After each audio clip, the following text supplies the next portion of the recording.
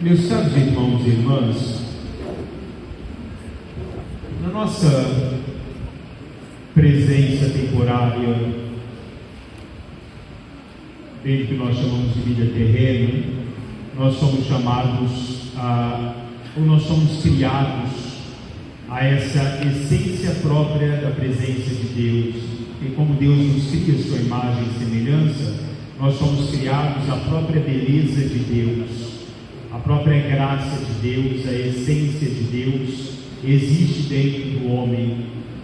E dentro do homem se constrói ou se deixa, sobretudo, que possa sobressair o que existe de mais precioso dentro do seu coração. Ou o homem pode, no transcorrer da sua caminhada terrena, sufocar o que existe dentro dele. Deus não age em nós se nós não permitimos que Deus possa agir. Deus existe em cada um de nós. E como nos diz São Paulo na segunda leitura de hoje, nós somos templos do Espírito Santo. E como templos de Deus, Deus habita em cada um de nós. Deus é em nós. Deus participa do cotidiano da nossa vida, mesmo que nós demos as costas a Deus. Deus continua sempre na nossa caminhada, fiel a cada um de nós. Agora, essa nossa caminhada, esse nosso contexto de vida humana, nós a construímos quando nós podemos, numa esfera que seja dessa essência que existe dentro do coração de cada um de nós, que é a própria essência de Deus, quando nós somos capazes de ouvir a voz de Deus. E quando nós o ouvimos, quando nós temos a capacidade de decifrar essa presença de Deus na nossa vida, no nosso cotidiano. Rubem Alves, que é um escritor protestante, ele dizia que Deus é isto, a beleza que se ouve no silêncio. Para ouvir Deus, eu devo viver no silêncio do meu próprio ser, no esvaziamento de mim mesmo, para que eu possa me encontrar e decifrar a voz de Deus. Porque Deus fala a cada um no silêncio do seu próprio ser. Madre Teresa de Calcutá já dizia: Deus se manifesta no silêncio. Ou como Pitágoras dizia: escutas e serás sábio. O começo da sabedoria é o silêncio. Porque quando nós ouvimos o que Deus tem a dizer no nosso coração, no nosso ser, nós conseguimos adquirir a sabedoria da vida. Nós conseguimos decifrar o que é necessário, o que é bom para cada um de nós e o caminho que nós devemos tomar no transcorrer da nossa jornada humana. Deixar com que Deus fale para cada um de nós é sobretudo deixar com que nós tenhamos primeiro uma experiência dele na nossa própria vida. Deixar com que Deus possa falar ao nosso coração, ouvir, decifrar. Nós só deciframos a voz das pessoas que convivem conosco, das pessoas que nós temos uma caminhada juntos. Nós definimos o timbre da voz, nós podemos definir a forma com que a pessoa anda, e só pela forma dela chegar nós sabemos quem está chegando, porque a nossa convivência nos leva a essa experiência de decifrar quem é o outro, de conhecer o outro. É a nossa caminhada juntos que nos faz conhecer plenamente com quem é que nós caminhamos na nossa vida. E no nosso íntimo também é assim. Eu só posso ouvir e decifrar a voz de Deus quando efetivamente eu conheço Ele, quando eu me abro todos os dias da minha vida a essa convivência plena com essa essência, com essa beleza de Deus que se coloca dentro de cada um de nós, que se coloca diante de cada um de nós. Primeira leitura de hoje, nós temos o chamado de Samuel. Deus chamou Samuel 3 vezes, e nenhuma das 3 vezes Samuel teve a capacidade de decifrar que era Deus. O próprio texto nos fala, ele ainda não conhecia Deus, porque a palavra ainda não lhe tinha sido revelada. Mas quando Samuel se coloca diante de Deus: Senhor, eis aqui o teu servo, fala que o teu servo te escuta, aí ele consegue começar a decifrar quem é Deus. Porque quando nós nos colocamos diante dele, no íntimo do nosso ser, e dizemos a Deus: Senhor, habita em mim, que eu seja um em ti, como tu queres ser um em mim, ou és um em mim, assim como Cristo nos diz que nós sejamos um, para que eles estejam em nós e nós estejamos nele. Porque quando nós deixamos, a partir desse momento que nós nos abrimos e nós nos colocamos diante de Deus, ao chamado de Deus, nós efetivamente descobriremos aos poucos quem Ele é, qual é a perfeição de Deus, qual é a gratuidade desse amor de Deus, e quem é esse que nós chamamos de amor, que é Deus. Conhecê-lo é caminhar. Não é nossa intelectualidade que vai nos levar ao conhecimento pleno de Deus. Ela pode, num certo momento da nossa vida, falar sobre Deus, porque a nossa experiência vai dizer de que forma nós podemos falar quem Ele é, porque nós convivemos, porque nós vivemos, porque nós temos uma vida juntos. Deus, dizia irmã Dulce, é aquele ao qual nosso coração deve habitar ao ouvir a sua voz, e é através dele que se fala conosco e nos dá força para seguirmos o dia a dia da nossa vida, para sobrepormos os obstáculos que aparecem nas nossas estradas. Deus é aquele que nos acolhe nos momentos em que nós mais precisamos. Quando nós vamos falar com Ele, é Ele pronto a essa acolhida a cada um de nós. É esse Deus pronto a servir a cada um de nós, também quando nós nos colocamos a servir Deus no nosso dia a dia. A quantos tudo abandonam por Deus, Ele se entrega totalmente a eles. Assim dizia Santa Teresa de Jesus: abandonar-se em Deus, viver em Deus, procurar o conhecimento dele. Quando nós olhamos no Evangelho de hoje, João no primeiro momento aponta aos discípulos: eis o Cordeiro de Deus. Naquele momento, eles apenas tiveram a curiosidade, né? É uma passagem do Antigo para o Novo Testamento. Eles tiveram uma curiosidade: onde moras, Senhor? Onde moras? Como vives? Como é que vive? O que tens a nos oferecer? E Jesus diz a ele: vinde e vede. Fazei a experiência de Deus, né? Fazei a experiência comigo e poderás decifrar quem eu sou e aquilo que eu ofereço a ti no dia a dia da vida. A alma que aspira por Deus e nenhuma coisa encontra alívio e companhia, pelo contrário, não encontrando senão somente na presença de Deus, porque tudo no mundo lhe causa solidão, de São João da Cruz. Se a alma que aspira por Deus não se encontra com Ele, né?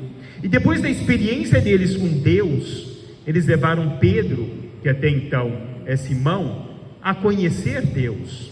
Eles só puderam dizer que ele era o Filho de Deus: nós encontramos o Messias, o Cristo, porque eles tiveram a convivência com o Cristo. Aí eles levam o conhecimento de Pedro: nós encontramos o Senhor, nós encontramos quem é o Messias, quem é aquele que transforma a vida dos homens. E ali ele diz a Pedro: tu serás transformado, porque tu não será mais Simão, tu serás a partir de agora Cefas, que quer dizer pedra. Porque quando nós deixamos Deus e quando nós o conhecemos, nós mudamos inteiramente o percurso da nossa vida. Nós mudamos inteiramente o que nós trazemos dentro de nós, porque quem passará a viver dentro de nós é a própria presença de Deus. E aí nós queremos servir a Deus. A inteligência pode procurar, mas quem encontra é o coração. É uma frase de George Sand. A inteligência procura, mas nós não encontraremos Deus na inteligência humana. Nós encontraremos Deus através do nosso coração, através da convivência com Ele no nosso dia a dia, desse Deus que fala conosco, que está dentro de cada um de nós. E a partir do momento em que essa experiência profícua de Deus, em todos os dias da minha vida, nas minhas orações, todos os dias quando eu converso com Deus, quando eu falo com Ele, quando eu escuto o que Deus tem para falar para mim, Ele é uma convivência que vai me fazer crescer sempre, amadurecer sempre na minha espiritualidade e nessa própria presença de Deus. Freud já dizia: só a experiência própria é capaz de tornar o homem sábio. Só a minha experiência com Deus consegue me tornar sábio nas coisas que são de Deus. Só a minha plena convivência com Ele me faz adentrar nesse mistério da graça e da bondade de Deus. Santo Agostinho já dizia: compreender para crer e crer para compreender. Ele dizia: amar para compreender e compreender para amar. Eu só posso crer quando eu compreendo, e eu só compreendo quando eu creio. Eu só posso amar aquilo que eu compreendo, mas eu só compreendo quando eu passo a amar, porque eu adentro dentro desse mistério, na profundidade desse amor e do mistério de Deus que chama cada um de nós, né? Deus nos chama a servir, Deus nos chama a ser presença dEle no dia a dia da vida. Será que nós temos ouvido efetivamente esse chamado de Deus, né, que brota do coração de cada um de nós?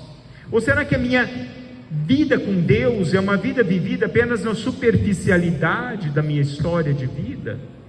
Será que eu adentro essa convivência plena com Ele, né? Ou será que a minha resposta é uma resposta apenas momentânea, de alguém que eu não conheço? Porque pode ser que eu ouvi falar de Deus, né? E eu vivo apenas no ouvir falar de Deus. Eu não vou conhecê-lo, né? Muitas vezes a gente pode falar de alguém e pode ter o preconceito de alguém por aquilo que nos falaram, ter a definição daquilo que nos falaram. Eu posso lhe falar de Deus, eu posso lhe contar a minha história com Deus, a graça da minha história com Deus, mas é a tua história com Ele que vai fazer amá-lo, não a minha história com Ele. É a sua história pessoal, de cada um de nós, que vai fazer amá-lo, vai fazer conhecê-lo, doar-se inteiramente a Ele, constituir-se inteiramente dessa espiritualidade, de uma alma que clama pela presença de Deus, e de alguém que deve dar a sua resposta em Deus. A alegria da vida nós encontramos somente quando nós nos encontramos efetivamente com essa presença de Deus. É a união na transformação da vontade de Deus, né? De modo que nela nada existe que possa contrariar o Altíssimo, o Altíssimo, né? Mas que todos os atos da vida daquele que passou a amar Deus dependem exclusivamente do beneplácito divino. São João da Cruz dizia isso, do beneplácito de um Deus que é presença em cada um de nós. Albert Camus dizia assim: não se pode criar a experiência, é necessário vivê-la. Eu não posso criar uma ilusão de uma experiência com Deus, eu tenho que viver a minha experiência com Ele, eu tenho que partilhar a minha vida com Deus, eu tenho que me colocar a serviço de Deus, quando Deus me pede. Deus tem pedido tantas coisas para nós, e muitas vezes nós viramos as nossas costas ao Deus, né?